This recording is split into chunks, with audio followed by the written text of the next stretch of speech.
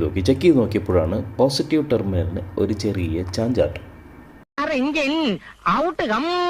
സംഗതി ശരിയാണോ എന്നറിയാനായിട്ട് ഞാൻ MIDയും ഡിസ്പ്ലേയും എൻ്റെ മൊബൈലിലും ടൈം സെയിം ആണോ നോക്കി.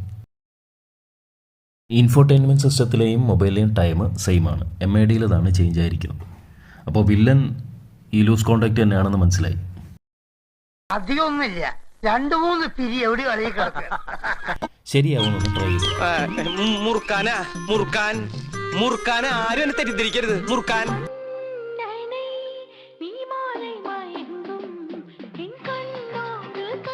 അങ്ങനെ മുറുക്ക് ഫിനിഷായി.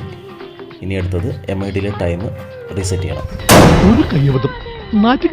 എല്ലാം ശരിയായെന്ന് വിചാരിക്കുന്നു. നമുക്കിനി MIDയിലെ ടൈം കറക്റ്റ് ചെയ്യാം.